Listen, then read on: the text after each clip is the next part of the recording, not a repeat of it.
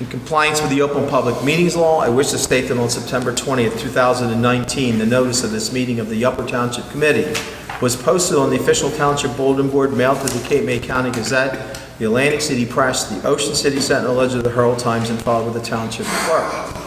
Tonight's meeting is being video recorded up until the closed session portion of the meeting and will be available on UTTV Channel 97. I hereby direct that this announcement made a part of the minutes of this meeting. I would ask all to rise for the salute to the flag. I pledge allegiance to the flag of the United States of America and to the republic for which it stands, one nation, under God, indivisible, with liberty and justice for all. Joanne, would you call the roll, please? Mr. Barr? Here. Mr. Coggins? Here. Mr. Corson? Present. Mr. Young? Here. Mayor Palumbo? Here. Would someone like to make a motion to approve the minutes from September 9th, both regular and closed session minutes? So moved. Second. Is there any corrections, omissions, or corrections that that you see? If not, we'll call the roll. Mr. Barr? Abstain. Mr. Coggins? Yes. Mr. Corson? Yes. Mr. Young? Yes. Mayor Palumbo? Yes. Motion carried. All right. We'll go through the report of the governing bodies, and then we'll get to the ordinances. So, you have something for us this evening, Scott? Yes, good evening, Mayor, committee members. Two things this evening. Just wanted to provide a final report on the public safety preparedness efforts of our staff and all the outside agencies that are contributing to this year's Pumpkin Run and Fall Festival. Our final preparedness and coordination meeting will be held on this coming Thursday. We'll finalize all the last items and efforts that we have to do.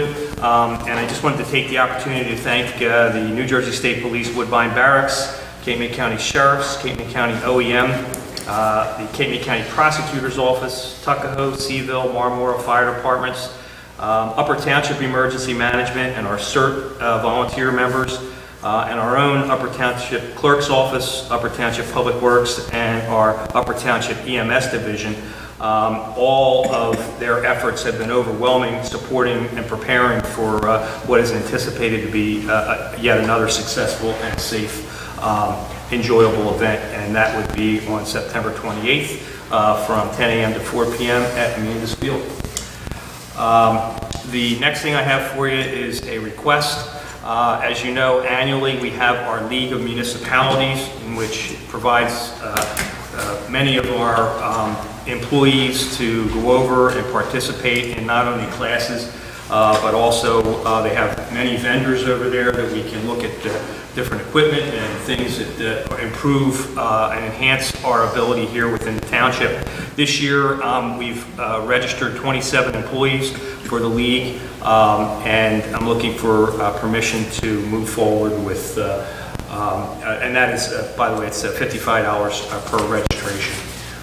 So I'm looking for approval from committee to move forward with that request. So, will the ability to go to the conference be staggered so that we send some individuals so we don't have offices? Exactly. Nothing will be left unattended here. They will be staggered on different days. Yes. Would someone like to make a motion to approve that? Motion to approve. Second. And that is it. Call the roll. Mr. Barr? Yes. Mr. Coggins? Yes. Mr. Corson? Yes. Mr. Young? Yes. Mayor Palumbo? Yes. Motion carried. Joanne, do you have anything from your office today? Thank you.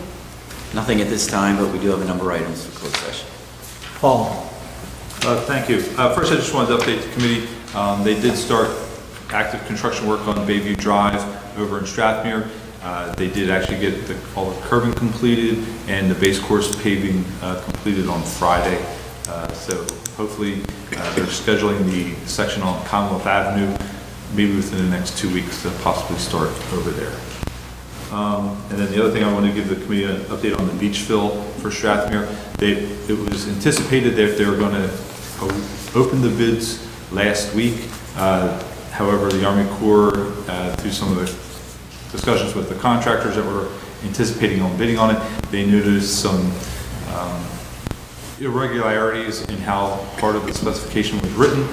So they put out an addendum to make a clarification, which extended the bid award due date to I think it's on Wednesday of this week.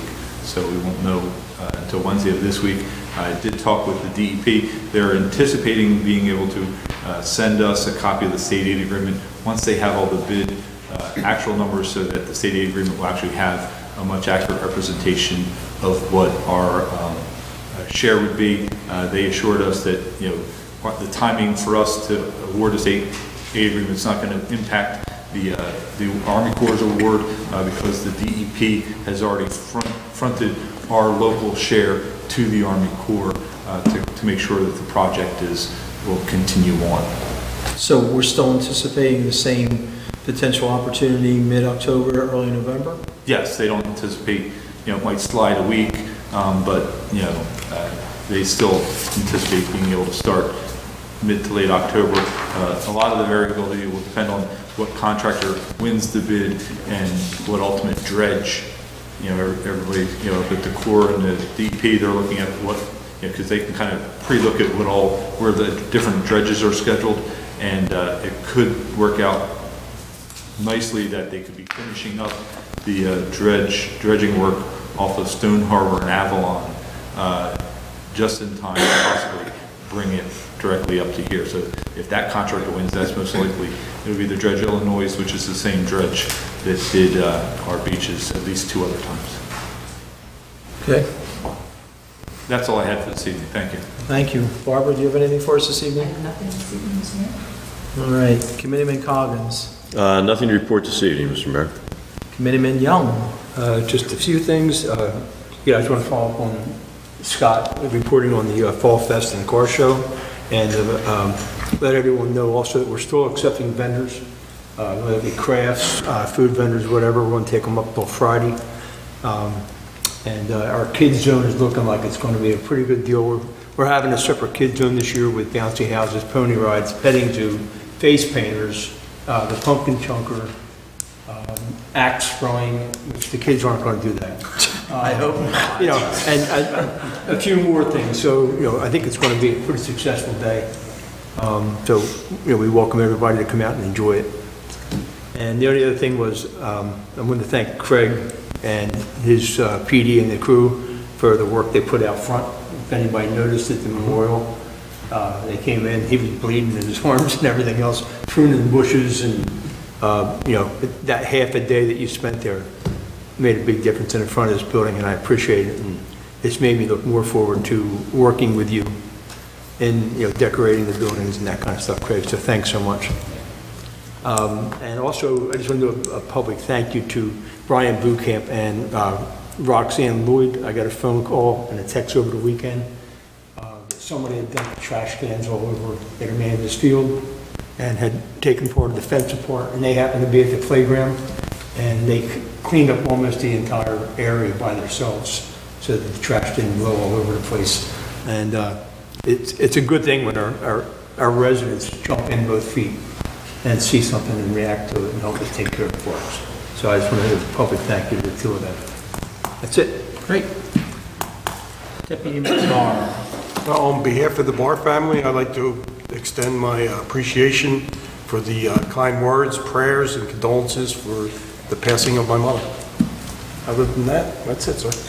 Okay, Committeeman Corson. Thank you, Mr. Mayor.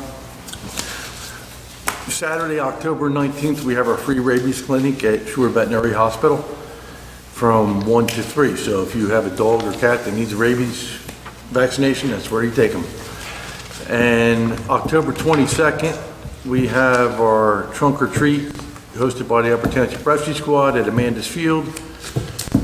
And that's from 6 to 8 p.m.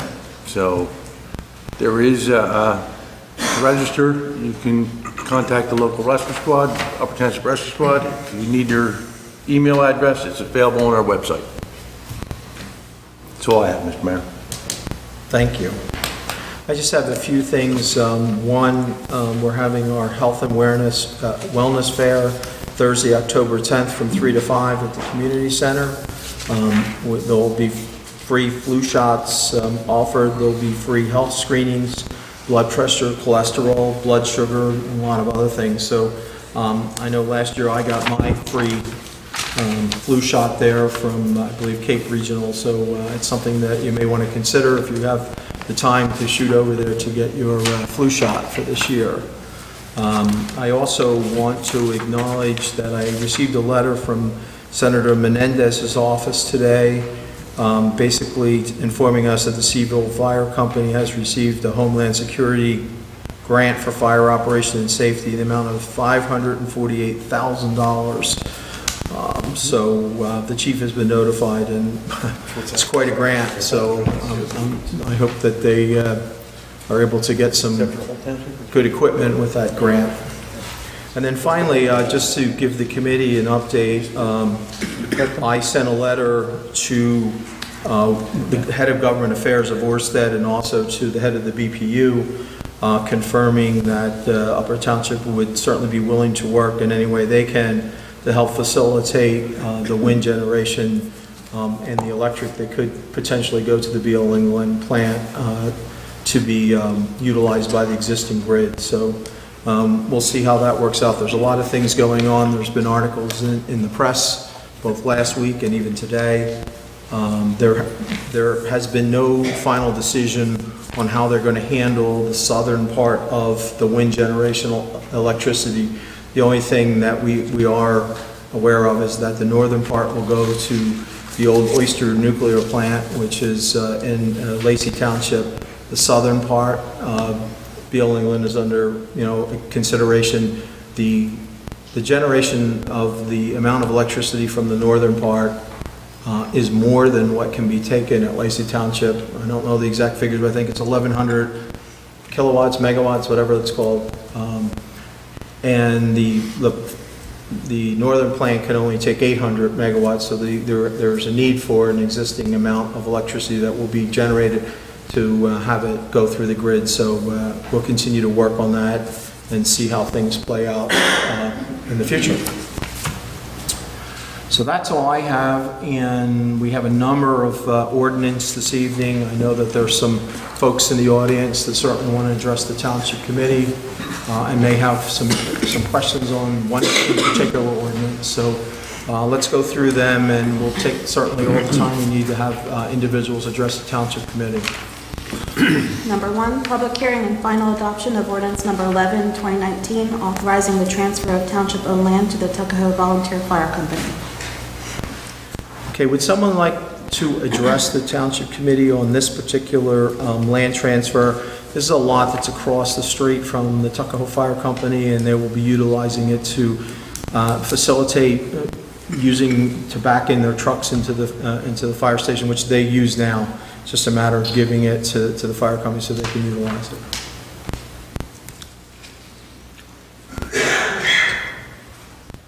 Okay, it doesn't appear that there's any public comment on this particular ordinance, so we'll close the public hearing portion and entertain a motion for adoption. Motion to approve. Second. Would you call the roll, please? Mr. Barr? Yes. Mr. Coggins? Yes. Mr. Corson? Yes. Mr. Young? Yes. Mayor Palumbo? Yes. Motion carried. Number 2, public hearing and final adoption of ordinance number 12, 2019, authorizing the transfer of township-owned land to Habitat for Humanity. Okay, is there any final comments, Paul, from your side? I'm going to open up to the public because I do know that there's some folks that probably want to address the Township Committee. I would like to, apparently there's been some misinformation that's been circulating that there will be row homes built there or something. It is 2 pieces of property that will be donated to Habitat of Humanity to build 2 homes within their structure on how they develop those houses. I mean, if you'd like me to give a brief summary on the history of how we came to today's ordinance, I can give a brief history on, how we moved from the planning board to today. I think that may help, and then we'll open up to the public for their comments as well. Because maybe some of what I present may answer some of those questions. As everybody's aware, the township started looking and addressing our affordable housing needs actually all the way back in 2006. We went through a master plan reexamination and housing plan element. The planning board actually put together a housing subcommittee of residents throughout the township, as well as members of the planning board to look at our obligation for affordable housing, at the time, the obligation was well over 500 affordable housing units that we were looking to try to work and spread around throughout the township. One of the things, the mechanisms that was identified was looking at 3 locations within the township to have 2 homes at each of those 3 locations that would be land donated to Habitat for Humanity, and that would give us essentially 6 units of credit. Not a lot of credit, but just one of the mechanisms that the planning board tried to use as many as we could just to show how we were trying to meet our affordable housing. That process was then codified in 2008 as part of the final master plan reexamination and fair share plan that was submitted to the state for certification. It went through this township committee and received approval and to forward up to the council on affordable housing. It's that at the council of affordable housing is deemed complete and then kind of dissolved because of the council of affordable housing just kind of languished, and at this point we've been in litigation with the Fair Share Housing Center to get our housing plan recodified to the extent that legal process was moving forward. And as the process, we changed some of the mechanisms, but we still, in addition to the market to affordable homes, we still had the Habitat for Humanity homes as part of our mechanism to come into compliance. Earlier, I think it was in 2018, the Township Committee transferred 2 lots off of Redwood to Habitat for Humanity. They have since applied for building permits for those properties, have cleared them and obtained septic permits, though they have not started construction on either of those lots, to the point of installing a foundation. And they come to us just because of how long it takes to kind of get that process moving. They came to us, Habitat for Humanity Cape May, and asked if we could start the next batch of homes so that they could put them in their pipeline to have them ready to go to construction. And that's where we are today. This was the next set of lots that we Paul, identified. can you explain a little bit, maybe to help too, to the penalties that we possibly face and how the process works with the COA program if we don't at least make an attempt to comply? Well, if we had not submitted to comply with our fair share, we would be subject to a builder's remedy suit wherein lies a builder could come if they found a piece of property, could propose what type of housing they chose to put at that location at a much greater density than what maybe we would want to plan for, and maybe a different housing stock that we wouldn't necessarily have control over. And if we did not have a certified plan, they could essentially build what they wanted to under the court's direction, and 20% of it would be set aside for affordable housing. The other 80% would have been market rate family units usually. Okay, just to clarify that, they can bypass local zoning. If we don't have the protection of our plan, and right now we have the protection of court order that our plan is at this point adequate as it gets redeveloped. This is not an issue in our plan at this point because it's been there for so long, and Fair Share Housing has no objection to it. When you lose that protection, you don't have a plan, you're subject to a builder's remedy suit, which means that essentially they can come in, bypass your zoning, and build very high density residential development, which would be catastrophic to the township because of the cost of educating the children that come along with the residential year-round development. And that would even include high-rise. It could be, I think the one that was proposed in Tuckahoe that we were able to defeat was 500 units. 4 or 5, I think. 400 or 500, which would have been 80, if it's 400, 80 units affordable housing, and 320 residential units at 2 kids pop going to Ocean City High School. That's a lot more money than tax money comes in. Yeah. And the Habitat for Humanity projects, I'm going to say, the 3 different locations, at each location was to have a house built on a 20,000 square foot, half an acre parcel of ground.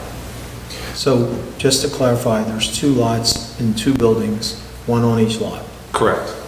And just to clarify some other misinformation, I asked Paul to take a look at the neighborhood. The average size lot in the neighborhood. These lots are larger, correct? These are than the average size twice- lot in that they're- neighborhood? They're twice as large as the lots in that neighborhood. And just so, there was another misunderstanding, they have to comply completely with our zoning ordinance?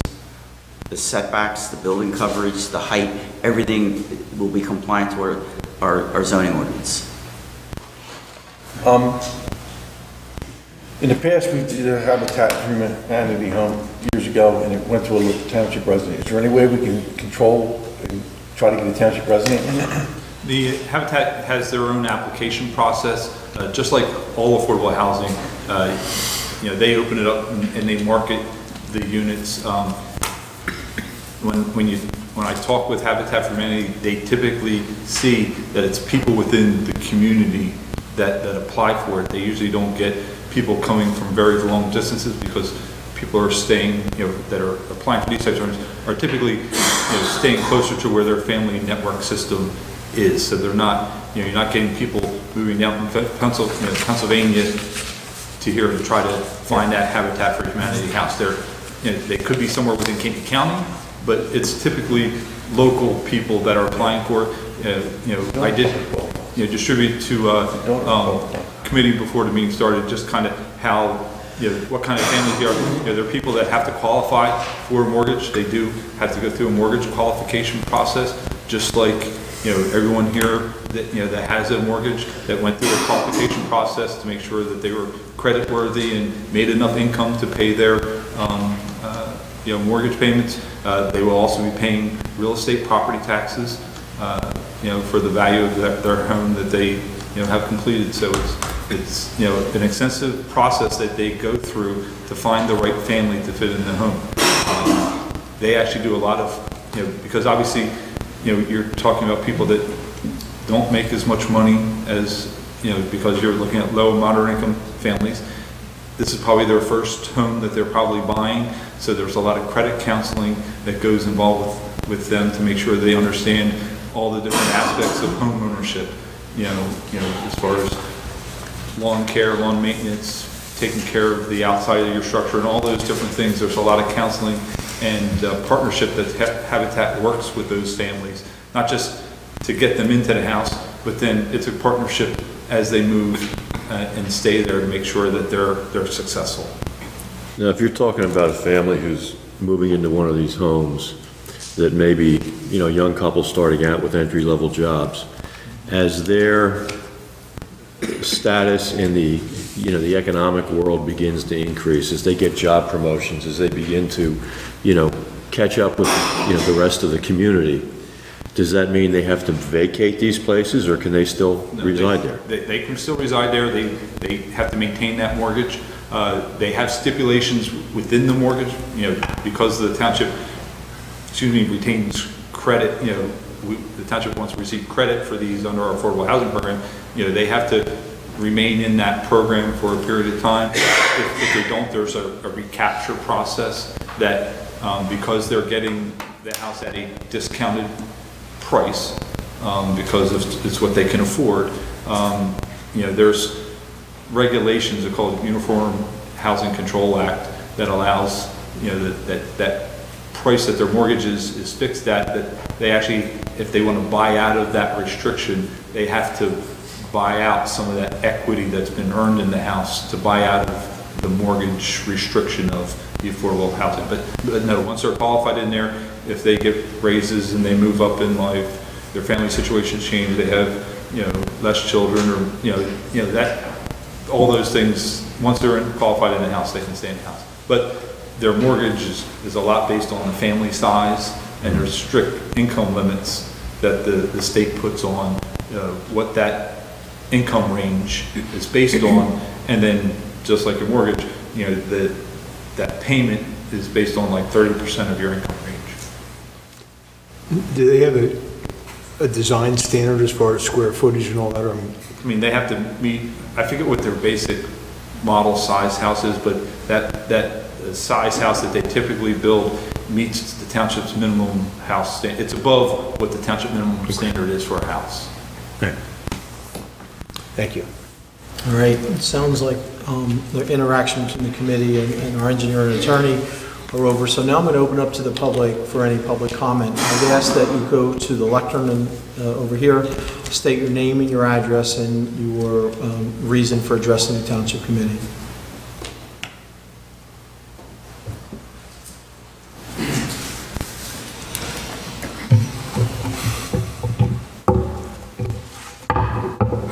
Good evening. Joseph Fenton, 102 Pacific Avenue.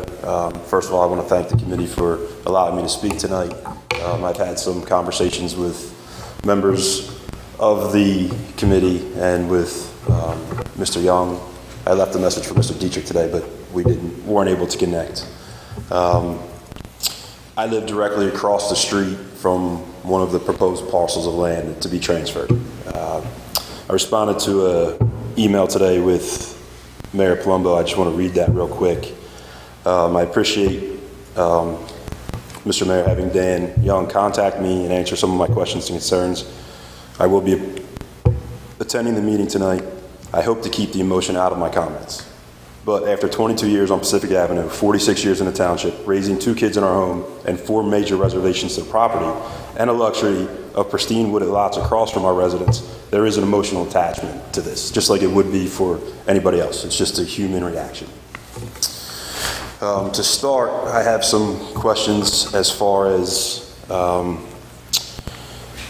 just to follow up on Mr. Collins' question, because it was a good one that I just came up with. Once, if the land is transferred and the structure's built, a couple moves in there, they now control the property. Is Habitat for Humanity removed from the situation? Yes.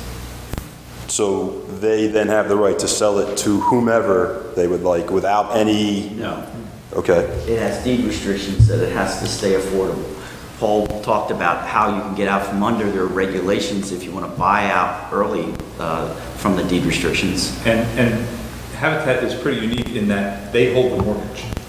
So that's why they go through such an extensive vetting process. And when somebody, at this point, when they buy out of it, a lot of times it's in a sales situation where they're moving away and they retain, they get that ownership back. So they have control over how it gets transferred. So they get the ownership back and then reissue another mortgage per se to Yes. that property? Yes. Okay. Or potentially to a new property owner, if that property owner decides to move on. There's different restrictions that Habitat has, but it can't be sold without going through to another affordable house. And also, buy it out. they're not allowed to refinance outside of that. Right, right. It has to remain an affordable house. Now, obviously, it's not maybe what the common perception of affordable is, because this person's going to be paying a mortgage, all right? And they have to have a job, and they have to qualify, and they have to make the mortgage payments. What Paul's alluding to is if they don't do those things that are in those restrictions or those mortgages, it can revert back to Habitat for Humanity, and then they'll get somebody in there that will comply. But And if they who pay the mortgage, they get enforces the that? step. Who enforces that step?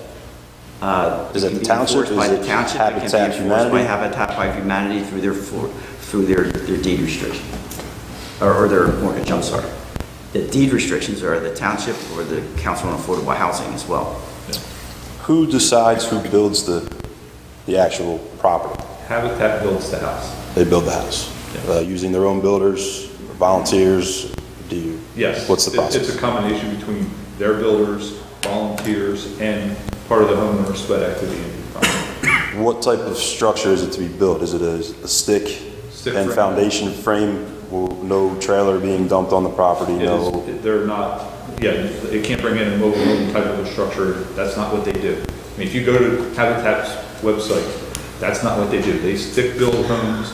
They have homeowner sweat equity into those projects. They have volunteer equity, that comes out. They have builders that come out and help build. Most of the time, Habitat is telling volunteers to not come because they get too many hands on the job site. There was actually one building on West Edison Avenue, across Route 9 there, about halfway down there. Yes, I saw it and had discussions today about the outward appearance of the house. I explained to Mr. Fenton that the condition of anyone's yard in the township is an enforcement issue. If someone has a problem with it, code enforcement should be notified. We have cleaned up some of those properties, regardless of whether they're affordable housing or market rate housing. We have ordinances. In fact, we just adopted one within the last year that has some teeth in it to correct those problems. And I think that if you talk to the zoning officer, I don't think that the income level of the home occupant is an indication of her level of complaints at somebody's property. Thank you.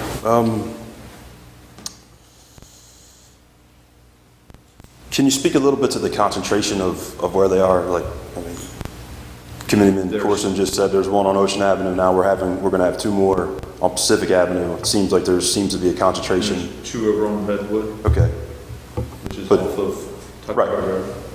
But it just seems like in that general area, are we looking to have more of a concentration of these types of structures built in that area? There's no more anticipated in that, I'll say, on the east side of Route 9.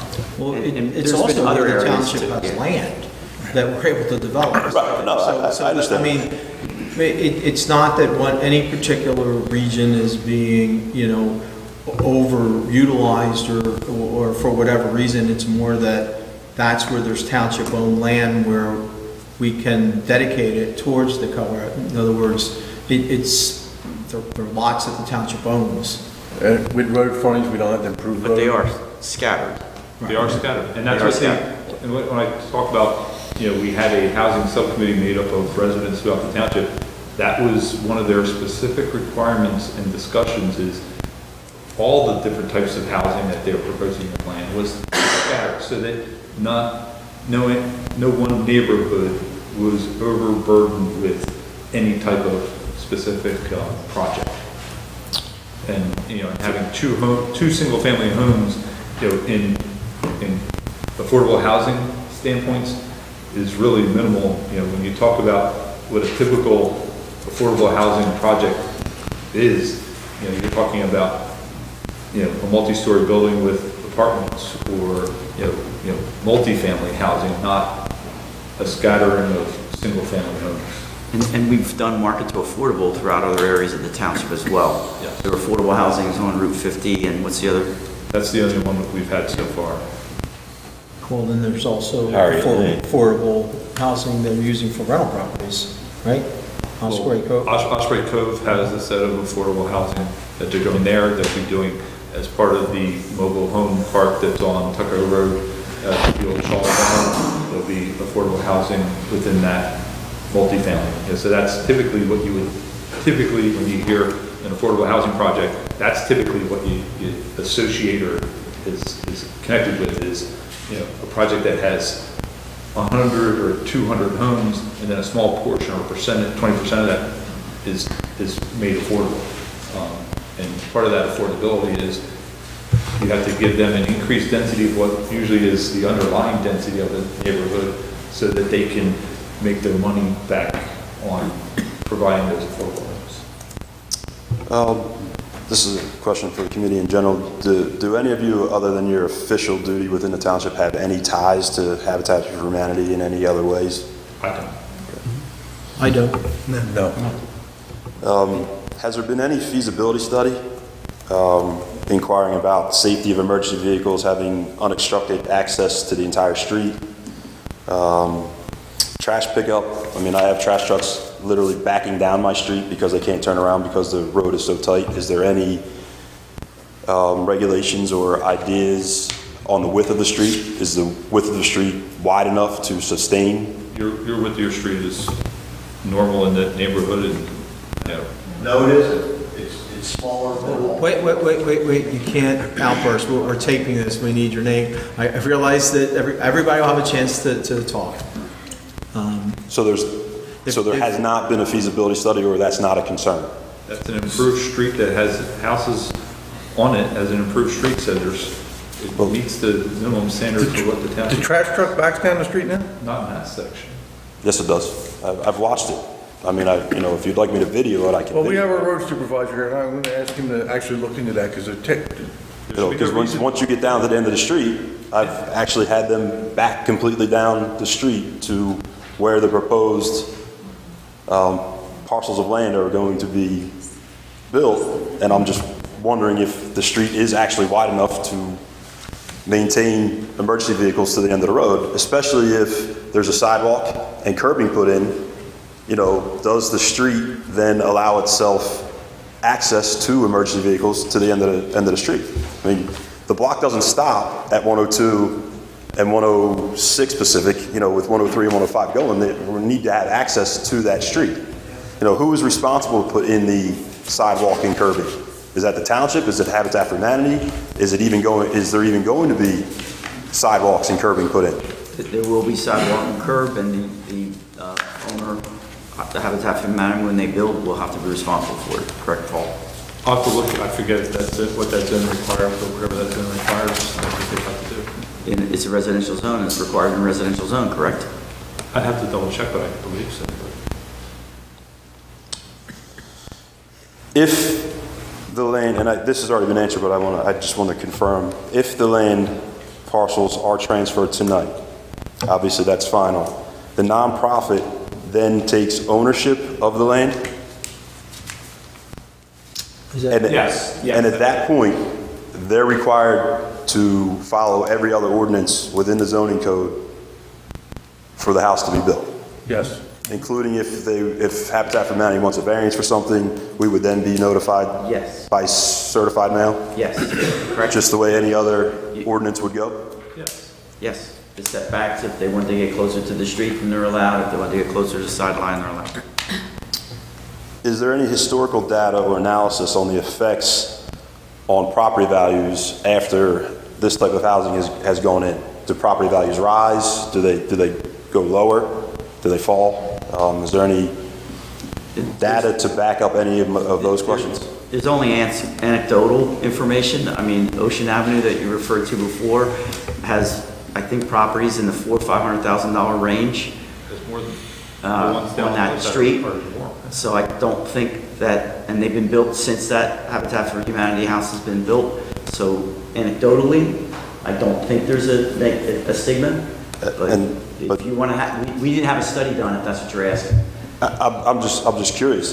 Has there ever been one done? I mean, in those houses that you're referencing, The answer is no, there's no study. that house is not directly across from those $400,000 and $500,000 houses. You're within sight of it. We did not do a study, no, but somebody in the country may have What is big. What's the future burden to the tax ramifications to the township, to our schools, et cetera? I mean, Well, Joseph, there could be potential tax ramifications because there isn't any restriction as to, you know, who will purchase the property. I mean, they may have one child, they may have two, but irregardless, our requirement for COA says that we can't just build and allow homes for, you know, senior citizens and age-restricted communities because that doesn't meet what the law says we're responsible to do. So, you know, it may well be an elderly couple that goes in there or someone that, I'm eligible for that matter, soon to be 64, but, you know, age-wise, but we can't limit what type of individual goes in or family goes into these homes. It won't meet the requirement for the affordable housing. once or if the land's transferred, what protections or safeguards do I have as a homeowner? What's available to me as far as making sure the process is going through, other than contacting the township every 5 seconds when I see something I don't like? Not that I want to do that, or not that I'm going to run crying wolf, but is somebody going to be regularly enforcing? Listen, I can't speak for my fellow committee people, but you certainly have every right to ask the questions that you're asking, and I appreciate the fact that you're willing to ask the questions. I can only say and stress that we do have a pretty strict zoning office and department that will go out upon request. We do have a construction officer who has taken a great interest in a lot of the properties throughout the township and whether or not they meet the requirements. So, to say that things may not go the way you want it, I would say that's possible, but we certainly will make every effort to address and ensure that they follow our strict zoning codes as the building is being built, as the two homes are being built. Will I have access to the plans? I don't see why you couldn't have access to the plans. Sure. Joe, and then the property maintenance is different than the zoning code, Right. but that's the same Right. person, Shelley Lee. So we usually generate with phone calls as far as going out. We don't have the personnel to go out and canvass the whole township on a regular basis. So one phone call to Shelley or to Paul or, anybody. Or one of us. Or one of us would trigger that where we would send them out. I will stress, as Mr. Young had stated earlier, we have really drilled down on our ordinance with respect to property management, how people are managing their properties, and we have a lot more ability to go in and mow the lawn and clean up things that are issues in a particular area, and then we'll take the responsibility for recapture of the funds going, if that's what we have to do. Okay, so as a public record, I'll have access to the plans. Do I have any input with Habitat for Humanity at all, other than possibly just being a good neighbor? I mean, no input on that at all, right? They can build what they want as long as it's within the code of the township? Yes. There is one requirement that the elevations, the look of the buildings can't be identical so that the neighborhood isn't hindered by two, twins. So there is a review process that Paul goes through, for the look of the building, just so that, and I don't know what options Habitat for Humanity has, but we've never received a complaint about the look of one of their buildings before, have we? No, and that's a typical thing that they do in different, they don't want a bunch of houses together looking the same. They want variety. Do you have the plan, do you have the tax map or the parcels that are to be sold tonight or not sold but transferred tonight? They're in the ordinance, yes. Yeah, we know. We have the map with the ordinance. Yeah. Actually, I can give you my map if I have it here. Attached to, is this officially attached to the ordinance, Paul? What? No, it's not official. This is just a handout that we were given. But it's, We also they're have a listed serial. in the ordinance, or they're listed in the ordinance. All right. I know, I read the orders, I just wanted to know if there was a picture. Okay. We can go tomorrow and Okay, get it. that's fine, thank you. You'll see when you look at the overlay, and he has an aerial that outlines them, the lots are essentially double the size of most of the lots that are in that neighborhood, each of the lots. The proposed parcel, one of which, let me make sure I'm referring to it correctly, which would be 103, does that sit on the corner? Yes. And it is going to be considered to have two fronts, and it's going to need to have all the same variances as my property? It's going to have 3 fronts. Well, no, because it's undersized like yours, it can have the same front yard that you have. Right, but also the side yard is considered a front as well, because I've had my own issues in the past with sheds and other structures sitting in my side yard, They would have the same, variances, restrictions. Is there any CAFR zone or Coastal Area Facility Review Act permits needed? no. No, it doesn't They're sit. only required if you have 25 or more lots. What's its situation to any flood zones within the township? Not even close. No. Well, probably more than 700 feet, if not more. I didn't look at it exactly, but I know it's well beyond the flood hazard zone. So I know your property's not flood hazard.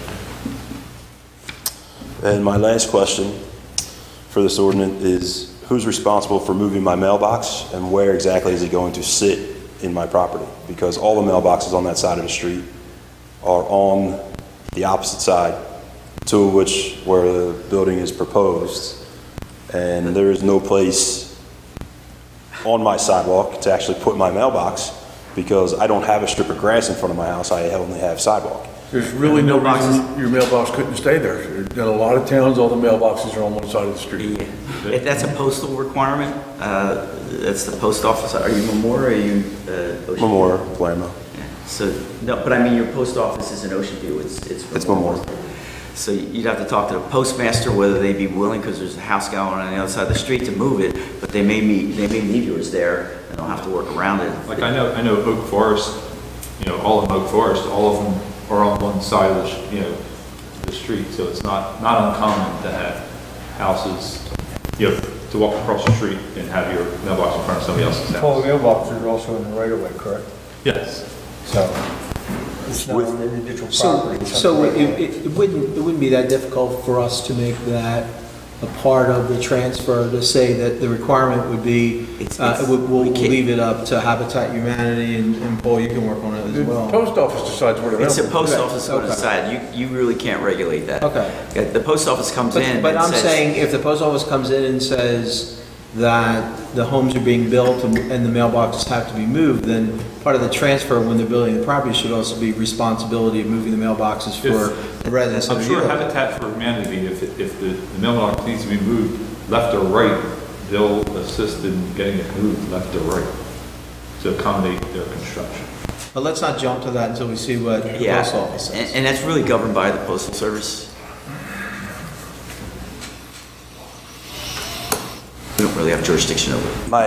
My last one concern is if this transfer happens and the properties are built, the sidewalks are put in, everything's done, and then we realize that there's some sort of safety concern with the width of the street and access to the end of the street for vehicles, how do we revisit that at the time after, Habitat Humanity's spent their money and Our street width is what here, Paul?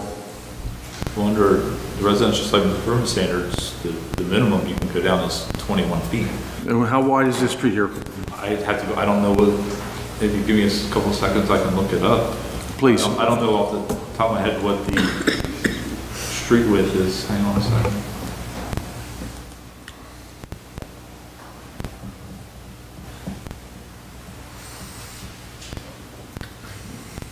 Is it the same width as the rest of that neighborhood to the south?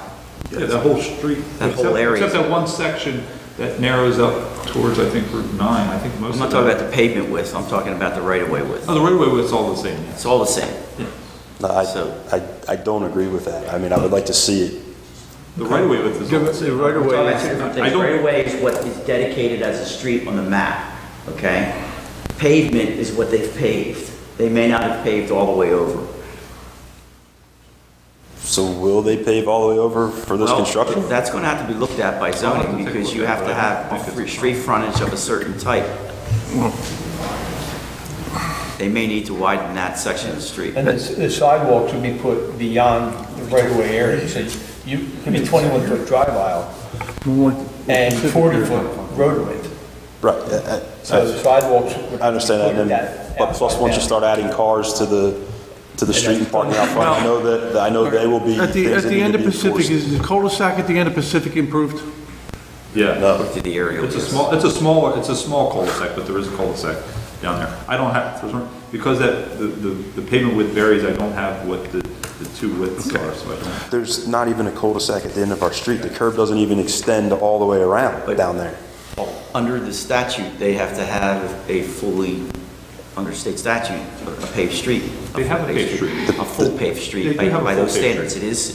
It meets those standards? Well, we've already asked Craig to go out and look at it, and I want to actually ask Craig to look at the cul-de-sac at the end to make sure it's adequate turnaround. And if we have a track, Well, we probably don't have enough right away to make. come on. I know we don't have enough room to make a fully conforming cul-de-sac at the end of the street.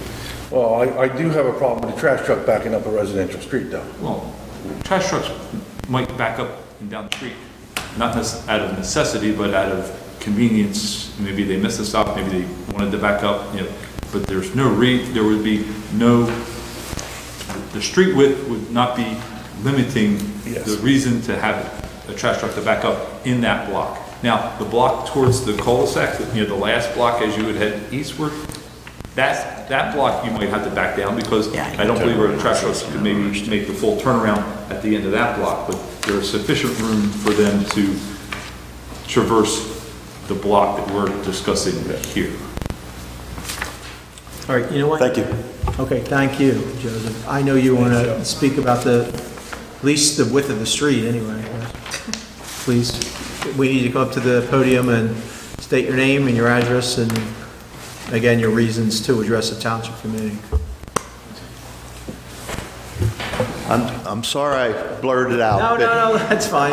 It's an emotional thing. I get it. It's not a, I Yeah, just I've have to lived- follow the thing so that we have a record of everything. That's, I've lived on 106. you're not being reprimanded. Okay.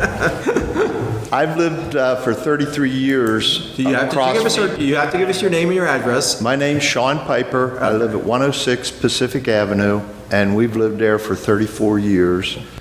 And like Joe, I'm concerned about our street, and it is smaller. I've measured them. Seaside, Sea Sound are full streets, and ours was the last street, and it is narrow. You put 2 cars there, you can't get a fire truck down there. I'm telling you right now, because at Christmas time, my boys and I, we go out, and there's barely room for a fire truck and 1 car. So if we have two sidewalks now, there's going to be 2 cars, and Santa's not going to come down that street.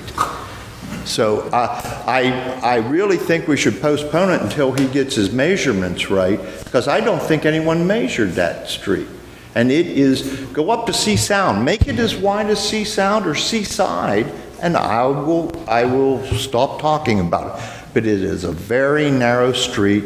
There is no cul-de-sac. So even if a fire truck had to go down and make a loop, it can't. It'd have to back a whole block off the end of the street. If Habitat can put in a nice cul-de-sac so that a fire truck can turn around and our garbage trucks can turn around, I have no problem with it. And one other thing, did they do any ecological studies on the impact to the wildlife? We have deer there, we have turkeys, we have owls, we have whippoorwills. I love that area over there. It's beautiful. And if we're giving it for $1, I'd rather have a park there. That has been, like I said, I've been there 34 years. It's beautiful. I love it. All this wildlife, there's red foxes. Where are they going to go? I don't know if we've even thought about the wildlife. We're going to displace them, and the turkeys, they walk up our street. They're beautiful. And where are the wildlife going to be displaced to? I think that little bit of green area, because the density on the east side of Route 9 is quite populated. Our stretch from Cedar Square up to the Wall is pretty densely populated. Those animals are going to have to go somewhere, and I don't think anyone took that into account. But the street is my big thing, because I want a fire truck to be able to get down there if there's a fire. Well, I can assure you the street's going to be addressed, because if it's not wide enough, if it doesn't meet standards for passable, it's going to be widened and... That's all I asked for, but I think... No matter whether we give this away or not, it's going to be looked at. Okay. I'd like to postpone it until we got those figures in, but everything from what you said, did anyone else, any other nonprofit organizations have a capability of putting a bid in or whatever you have to do? Why did we choose Habitat? We have worked with Habitat of Humanity in the past, and they really have an incredible track record, not just in our area, but across the United States. And they're really dedicated to building homes that are good structures, and they afford the opportunity for families that may not be able to afford it to go into a home. So essentially, you didn't look at any other nonprofits. We just stopped at Habitat for... The request came in from Habitat of Humanity. We've worked with them in the past, and we felt that because of their track record and because of the ability to build homes that fit nicely in the communities, that it was a good fit for us to get the credits that we need for affordable housing, and then also to be good neighbors to folks, to allow some opportunity for folks that may not have been able to move into the township. Okay, so I take that as a no other bids were accepted. I would It's not a certainly... bid item, it's not required to be bid. It's a nonprofit, and nonprofit donations for these purposes under state law are permitted to be not bid. They can be, you can. So no one else was even approached? Is there any, No, because we've had success with them. But we Fast have, and we they we really- have, I think. Oh, I understand No, no, no, success, but- and I understand it, but I'd like to have another competing group. is there anybody out there that does that you are aware of? Oh, I have no idea. I think we should do our due diligence to find the best possible thing, but if you have one bidder or one person, I think we're putting all of our eggs in one basket.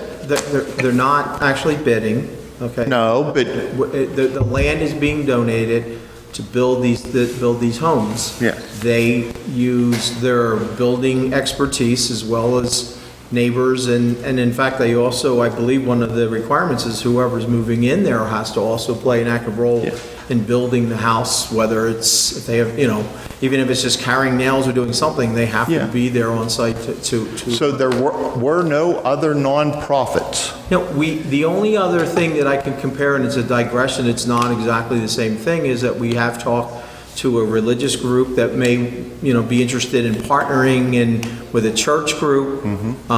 And what is it, Hub? Well, we did talk with Methodist Homes, but we did not think that Methodist Homes project was a suit for this neighborhood. No, it's because it's a much bigger facility that they're talking about. They wanted to build So- a 75-unit senior apartment facility. Right, so, I don't want you to think that we're just giving land away Yeah, without some. that's what it Well, looks like. It may look like that, but a lot of careful consideration was done with this prior to really working with Habitat of Humanity to ensure that, we're not only comfortable with their process, but also we feel that we're, trying to address the neighborhoods where we're, having these lands, being donated for that cause. So, we feel that at this point, they've certainly proven themselves that you can have some assurance that the home that will be built will be very suited for the neighborhood. Okay, and then finally, what about the wildlife? Well, We don't require, for a single-family home construction, we don't require this type of an analysis. It's not just that we don't require it. There's no state requirement, there's no federal requirement, there's no municipal requirement. In most towns in New Jersey, there's no municipal requirement of that. So what's going to happen to the Just animals? like if you wanted to build a new house on your lot, you wouldn't be required to go and do it. Yeah, my lot's already built on. What happens to the animals? Any land of this type Yeah. in the township, of this size, that is not required either by state, federal, or local law. No impact to the wildlife? No. Well, I'm not saying there's no impact to wildlife. Obviously, if you're cutting down trees and making room for a house, there's an impact. Yeah. But it's not required by law, Okay. the study you're asking for. Yeah, okay. Well, I propose until the street width is completely figured out and surveyed, I think we should postpone it a week or whatever it takes to measure that street and have Habitat for Humanity widen our street. The township's responsible for that. Well, then have the We township. repaved that road probably it's been within the last 6 years that we've repaved that road.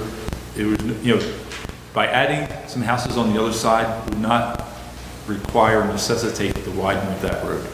If we did not look to widen the road when we repaved it most recently within the last 6 years, it would not be a need to repave it to construct an additional. Well, no matter what It happens. sounds to me like there's probably some kind of an issue, or people wouldn't be up here saying it, is maybe we should at least go out and measure it. It could be a narrow street, but it still meets the minimum standard. we are definitely going to do that. It's going to be looked at. I would like to add, Michael, did you have a comment from a Public Works standpoint? As far as the sitting out, Come up here like everybody else, please, thanks. Mike Jones, Assistant Superintendent, Public Works. As far as Pacific Avenue goes, there is no cul-de-sac at the end of Pacific Avenue.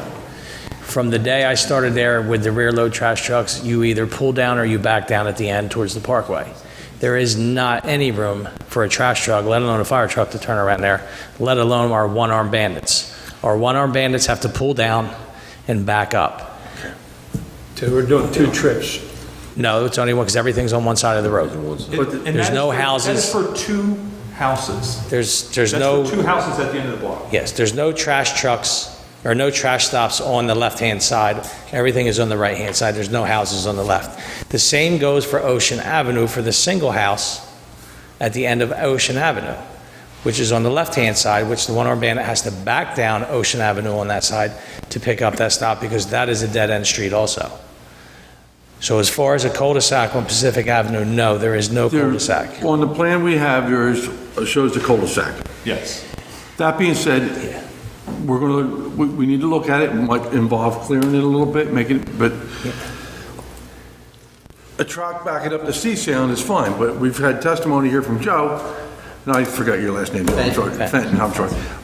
It backed all the way out to 9, which that I have a problem with. That's a long backup. Especially for emergency vehicles and it's something. No, that's a long backup if they went from the Parkway all the way to Route 9. We've always required turnarounds for emergency vehicles. There's only a need to back up from C-Sounds to the end where there's a little mini cul-de-sac. There's no need to back up between C-Sound and Seaview or Seaview and Route 9. There'd be no reason. But I understand that. Mike, let me ask you this question, Mike. Allowing these two houses to be built, are they going to affect your operation as far as trash pickup? No, they're not going to affect the operation. I mean, I don't know where the corner house is going to put their trash. If they put it on, what is that, Joe, First Avenue? They could put it on Seaview or they could put it on Pacific. Paul, has the frontage of these properties already been determined? We identified them in there. I did have a discussion with Curtis of whether or not you orient them towards Seaview and have their frontage face Seaview. But, as far as, the corner property, no, it would have no impact. The other property, because there are no other houses on that side, there may need to be an adjustment of what side of the street he puts his trash on. I mean, if you made the frontage of both these lots on Pacific Avenue, there's no problem. No, because they could make them pull the trash cans across the street to the other side. They can move their trash cans, or the trash truck goes around the block. Where the frontage of these properties are, that street is then now not an issue. Except for The only difference is now the backyards of these two homes will be on I think Pacific these Avenue. neighbors, if they're on Pacific, they're not gonna be wanting to look at the backyard of the house across the street. That'd be worse. No, you want the front of the house Yeah. to be facing Pacific, that's what I'm talking about. That the frontage of these two houses would be towards And even if we Pacific. put all the trash cans on one side of the street, so one-armed bandits get down one side, they're still gonna have to The back only up. other reasonable option is you could have them front on Seaview Avenue. Now, I will tell you, there is an issue at Pacific and Route 9, and that issue has to do with the employees from the school parking on Pacific Avenue. We've had many issues with leaf collection there because we get there and all the employees from the school are there and they park all the way up by Route 9 and cover both sides of Pacific Avenue. That is an issue there. We addressed it last year during leaf season. All right, that's a separate issue. Let's stay focused on, thank you, Michael. Before we make any, further discussion, is there anybody else that would like to address the Township Committee on this ordinance? Yes, sir. I was just at the sidebar comment. Yeah, you'd have to. But we're gonna need you though. Okay, well, you know what? All right, well, we'll let this gentleman speak and then we'll figure out some way of addressing so that you don't have to get up. Thank you. Ben Works, 20 Seaside Avenue in Palermo. How many lots in totality do we own, the township, on Pacific Avenue? You have that answer? Of what size? Because we... Buildable size lots. Building size lots, I would say probably 7 that front on Pacific, that you could, that are of the same 20,000 square foot in size. Is that from Route 9 back to the Parkway? We're talking, okay, 7. About 7. What are the township's long-range plans with those lots? Are they going to sit on them like they've done for years, or are you going to plan on selling them to developers, or the same thing that's happening tonight with Habitat for Humanity? Well, in all the years that I've been on here, the township has never chosen to sell lots to developers, and the reason is it has an impact on our tax structure. A negative, it could be a potential negative. We love children, don't get me wrong, but it does have a potential for, so we have, at least in the 20-some years that I've been on this township committee, we've not sold a property that the township owes to a developer, for that reason. So if you're asking what our plans are for the future of the other existing lots, I'd Yes, say sir. at this point, there are no plans.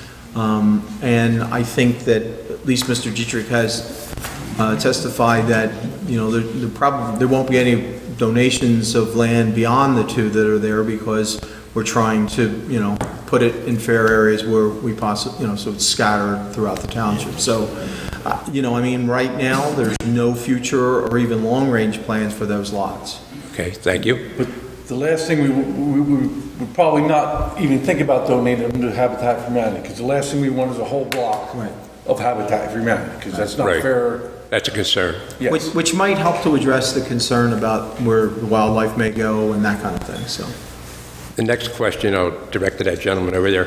Is it a one-family dwelling, or can you have more than one family living in those homes? Only a single family, one family. Single family? Yes. And there's going to be 3 bedrooms? Typically, that's what they build, yes. And how many square feet? 15, 16? I don't know. You don't know? I don't know what. 2-story, correct? Maybe the 1,200 square feet range? I don't know. 2-story, not a rancher. I don't. Don't know that It either. can be a rancher, but I don't know the exact layout of what they proposed here. We'll have a garage, one-car garage? Typically, they do not construct a garage with it. No garage. Not saying that the property owner couldn't build a garage later if he can qualify for that, but typically they would not have a garage. So it's Habitat for Humanity's job to follow up if there's more than one family that lives in one of these dwellings. No, that'd be the zoning officer, just like if you had more than one family living in your home, it'd be the zoning officer to make sure that you are compliant with the law. Okay, Again, let's qualify that single-family homes single family. mean that you have one kitchen, and you're not splitting the 2 separate living units. Again, it's case law. Yeah, let me explain it. In New Jersey, you can't define what a family is. It could be 2 men, 2 women, whatever, but they have to operate as a family unit. So whoever moves in there has to operate as a single family unit. If you're worried about it being rented out to a bunch of different individuals or being a group home, no matter what it is, they have to operate as a family unit. They have to sit down to dinner together, they have to pool their resources, whatever. Typically, our experience with Habitat for Humanity, it's your traditional family. But by law, we can't define it as a mom and a dad and kids. We're not allowed. Okay. And they cannot rent it.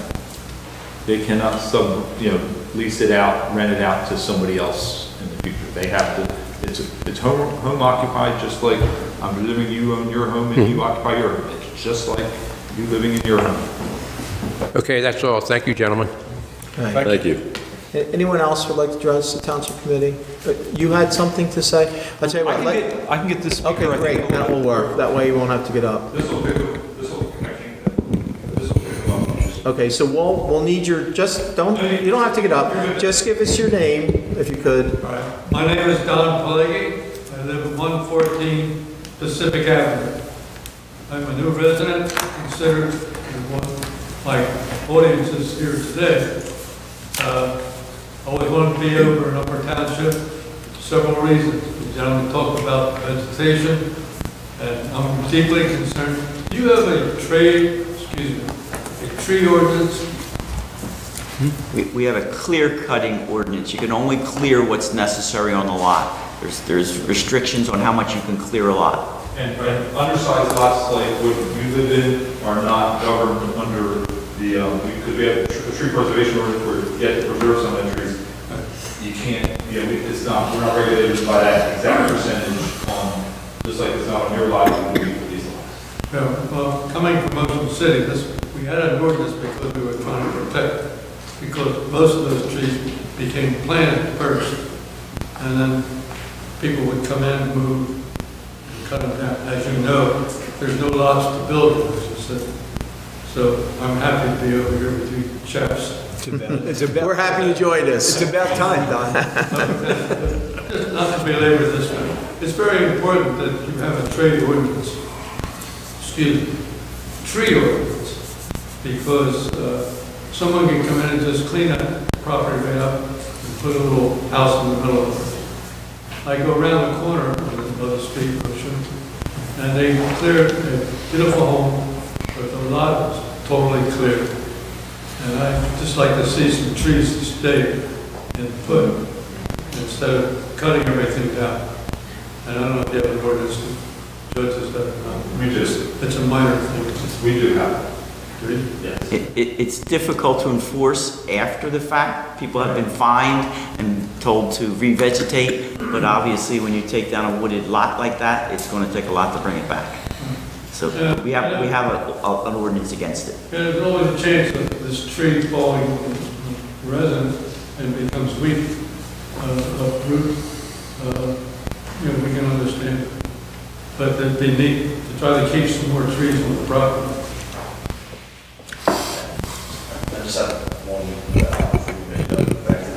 Only because that's how we tape it. It won't come through the audio.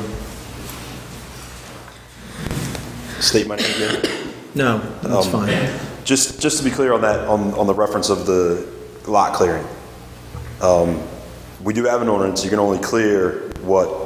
There's certain standards in it. I don't know off the top of my head. Okay, but from what Mr. Dietrich just said, there's no, so could they clear? For an undersized lot. So they could clear For straight? a 1 acre lot, you have to maintain a 10-foot landscape buffer around the side, and there's a certain percentage of the existing vegetation that you have to remain.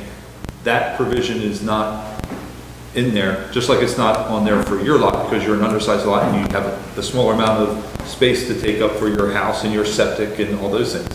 I mean, when you look at the lot that they cleared over on Redwood, did they clear the entire lot? No, they left some trees on the lot around the edges. Could they clear straight back to where Ocean Avenue is?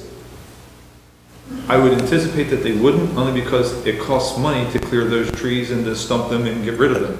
But they're gonna clear I what's didn't ask what necessary. I didn't ask what the financial ramifications were. I only asked, could they do it? Yes or no? Technically, they could, yes. Just like And that back up to Ocean Avenue is not part of the lots stipulated in the ordinance, correct? Yes, it is. It is. It is. It backs all the way up to Ocean Avenue. It's a 20,000 square foot lot. It's 100 by 200. Yeah, that's what I meant when I said to double the size of your lots. I understand.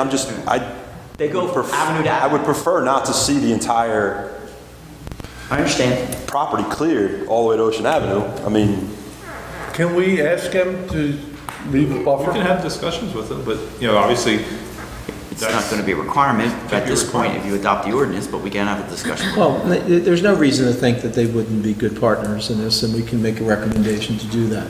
But personally, and it's up to my fellow colleagues here, I'm not opposed to postponing this for 2 weeks, just so we can answer some of the questions with the street size and everything else. I mean, it doesn't, at this point, it's not going to delay any process or whatever. No. And so I think in fairness to the folks that spent the time to come out this evening with their concerns, that it would certainly make sense for us to table it and ask, that we do some surveying of the street, we ascertain how difficult it would be potentially to have a cul-de-sac there that we would probably be responsible for. So the clerk's office doesn't have to renotice. I would ask that you not table it, but rather continue the public hearing Okay, to the next okay. regular meeting, so that an announcement is now made that this ordinance on second reading will be considered again at the next October 15th. on October 15th. Tuesday. Tuesday, October 15th. Yes. Correct. I will make that in the form of a motion that we table, or we continue this hearing at our next public meeting, October 15th. No further paper notice or other notice,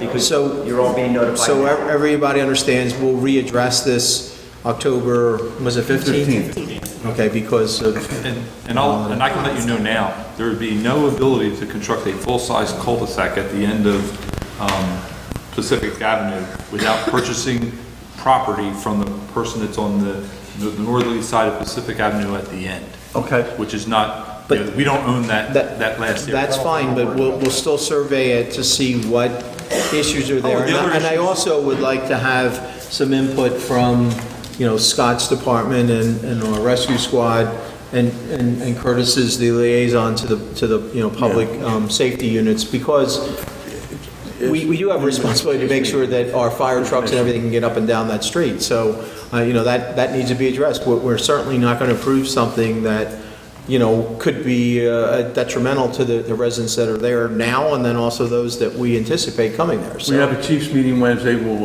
Scott's going to ask the chiefs if think there's a problem there. And if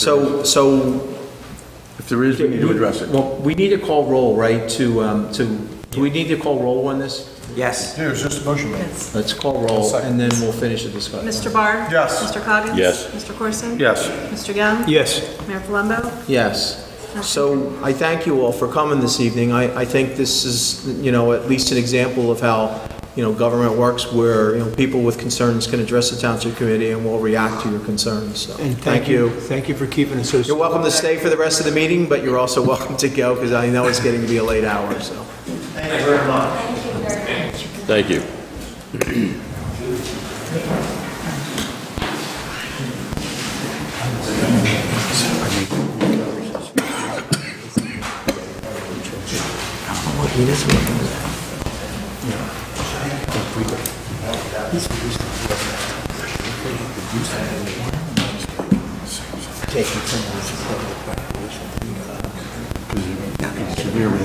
Don, you take care. And they probably wouldn't meet the same.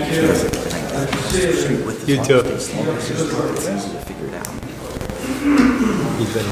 He's 89. Could be severely He undersigned. coached me. He's from Hollywood Red Sox. Ocean City. In Ocean City. All right, we do have another, we have a couple other public hearings and ordinances that we're addressing, so let's do number 3 now. That would be better. Public hearing and final adoption of ordinance number 13, 2019, an ordinance revising job classifications and titles and amending Chapter 5 entitled Personnel of the Code of Upper Township. All right, so I'll again ask if anyone in the public would like to address ordinance 13, 2019, with respect to some revision of job classifications and titles. It doesn't appear that there's any public comment, so I'll close the public hearing part of, and entertain a motion for final adoption. Motion to adopt ordinance number 13-2019. Second. Let's call the roll, please. Mr. Barr? Yes. Mr. Coggins? Yes. Mr. Corson? Yes. Mr. Young? Yes. Mayor Palumbo? Yes. Motion carried. Number 4, public hearing and final adoption of ordinance number 14, 2019, an ordinance amending ordinance number 21, 2018, known as the salary ordinance for the calendar year 2019. And again, I'll open it up to the public. This is an ordinance just amending some of our salary ordinance, just based on some of the job classifications that we just passed. So would anyone like to address the Township Committee with any questions on this ordinance? Again, let the record reflect that there's no public comment, so I'll close the public hearing portion of the meeting and entertain a motion for final adoption. Motion to adopt ordinance number 14-2019. Second. Let's call the roll. Mr. Barr? Yes. Mr. Coggins? Yes. Mr. Corson? Yes. Mr. Young? Yes. Mayor Palumbo? Yes. Motion carried. Number 5, introduction and first reading of ordinance number 16, 2019, an ordinance amending revised general ordinance, Chapter 19, land subdivision and site plan, and Chapter 20, zoning of the Code of Upper Township. And this was, public hearing would be October 28th. All right, would like someone make a motion to introduce this ordinance Motion to introduce ordinance number 16, 2019. with a public hearing on, October 28th. October 28th. Second. Mr. Barr? Yes. Mr. Coggins? Yes. Mr. Corson? Yes. Mr. Young? Yes. Mayor Palumbo? yes. Motion carried. Number 6, under resolutions, designating October 6th as Knockout Opioid Abuse Day in Upper Township. Move the resolution. Second. Mr. Barr? Yes. Mr. Coggins? Yes. Mr. Young? Yes. I'm sorry, Mr. Corson? Yes. Mayor Palumbo? Yes. Motion carried. Number 7, designate the date and time for trick or treat in Upper Township. Move the resolution? Second. And that date and time is the actual Halloween date, right? October 31st. October 31st, which is a Thursday. Mr. Barr? Yes. Mr. Coggins? Yes. Mr. Corson? Yes. Mr. Young? Yes. Mayor Palumbo? Yes. Motion carried. Congratulating employee Stuart Sagan of the Upper Township Department of Public Works for his winning entry in the Upper Township Safety Award Program for the third quarter of 2019. Move the resolution? Second. Mr. Barr? Yes. Mr. Coggins? Yes. Mr. Corson? Yes. Mr. Young? Yes. Mayor Palumbo? Yes. Motion carried. Number 9, amending Resolution 12, 2019, appointing various officers and employees to annual and specified terms. Move the resolution? Second. Mr. Barr? Yes. Mr. Coggins? Yes. Mr. Corson? Yes. Mr. Young? Yes. Mayor Palumbo? Yes. Motion carried. Appointing Christopher Homan as a full-time employee to the Upper Township Department of Public Works. Move the resolution? Second. Mr. Barr? Yes. Mr. Coggins? Yes. Mr. Corson? Yes. Mr. Young? Yes. Mayor Palumbo? Yes. Motion carried. Number 11, authorizing Go ahead. authorizing the mayor and township clerk to sign a contract with Quality Asset Recovery LLC for collection services for emergency medical service accounts. Move the resolution. Second. Mr. Barr? Yes. Mr. Coggins? Yes. Mr. Corson? Yes. Mr. Young? Yes. Mayor Palumbo? Yes. Motion carried. Certification of costs for abatement of nuisance on Block 348, Lot 94.15. Move the resolution? Second. Mr. Barr? Yes. Mr. Coggins? Yes. Mr. Corson? Yes. Mr. Young? Yes. Mayor Palumbo? Yes. Motion carried. Authorizing a contract with Kerry Dickinson for clerical services in the Upper Township Construction Code Office on an as-needed basis. Move the resolution. Second? Mr. Barr? Yes. Mr. Coggins? Yes. Mr. Corson? Yes. Mr. Young? Yes. Mayor Palumbo? Yes. Motion carried. Appointing Methesel and Werble to act as special legal counsel for ADA compliance matters. Move the resolution? Second. Mr. Barr? Yes. Mr. Coggins? Yes. Mr. Corson? Yes. Mr. Young? Yes. Mayor Palumbo? Yes. Motion carried. 15, authorizing the mayor to sign the National Flood Insurance Program Community Rating System Recertification and Annual Progress Report. Move the resolution? Yeah, Second. first and second. All right, I'll do the second. Mr. Barr? Yes. Mr. Coggins? Yes. Mr. Corson? Yes. Mr. Young? Yes. Mayor Palumbo? Yes. Motion carried. Under new business, the Historical Preservation Society of Upper Township requests the use of Gandy Farm for their annual Apple Fest on Saturday, October 12th, the rain day, October 13th. Motion to approve. Second? Mr. Barr? Yes. Mr. Coggins? Yes. Mr. Corson? Yes. Mr. Young? Yes. Mayor Palumbo? Yes. Motion carried. South Shore Stitchers request the use of Upper Township Community Center for a quilt show on October 16th, 17th, 18th, 19th, and 20th. Joe, they're asking for 5 days for this? So it's Yes. going to be a continued show for 5 days? I think specific hours on those days, not overnight. Yeah, I was just worried about if we had any recreation programs, trying to use them for those days. I'm mean, it's pretty also- sure Larry has blocked All off. right. It's also for setup. They have a Okay. setup. Yeah, they have big walls. They put it That's in fine. in advance. Motion to approve that. Everything checks out, except that they are waiting for some type of confirmation from state police that aren't any issues. I don't think they will be. They've always had it there. Right. They've always done well there. That's why I just was Yeah. looking at that many days in a row. That's a pretty good show. I second it. Mr. Barr? Yes. Mr. Coggins? Yes. Mr. Corson? Yes. Mr. Young? Yes. Mayor Palumbo? Yes. Motion carried. 18, hazard mitigation plan update. Paul? Yes, this was this is actually part of the CRS annual update that we do, but this is a specific part of that report which looks at our flood management planning element within our overall all hazard mitigation plan that we participate in the county with. And every year we have to go through that process and look at that plan and kind of look at what activities have we identified for hazard mitigation and are we still working on them? And then what maybe new projects for flood mitigation or hazard mitigation that we might want to add, because that's the key to future funding for, when we request FEMA funding or the different levels of funding from the federal government, or even the state government, you want to identify them in a plan that has annual updates. And so this is part of that process, that we just go through all of the different things. Part of it also is for publication and publication of this annual update. So we also have to send this to all the newspapers just so that they're aware of it, as well as publishing it on our website. So it just kind of goes through what we're doing with the CRS program, how we're still maintaining everything that we're doing, and how we're trying to move forward. Okay. So is there anything we need to do from a motion standpoint? Not at this point, because it was really part of the resolution that we did as part of certifying for the CRS report. But just to acknowledge it and just know that I will be submitting it over to the county OEM's office, as well as to the newspapers, and publicizing the report. Okay. Number 19, request for hardship waiver to street moratorium for Elmwood Avenue. And again, Paul, what can you tell us about? Again, this is a similar situation we've had in the past, where a resident that's looking to convert from propane to natural gas, the street has been paved within, I'll say, the street moratorium time period. If you recall, we did, I think, one of these about a year and a half ago, over on Stagecoach Road, and possibly one at Strathmore. Larger opening, I believe, though, because it was water company. Correct.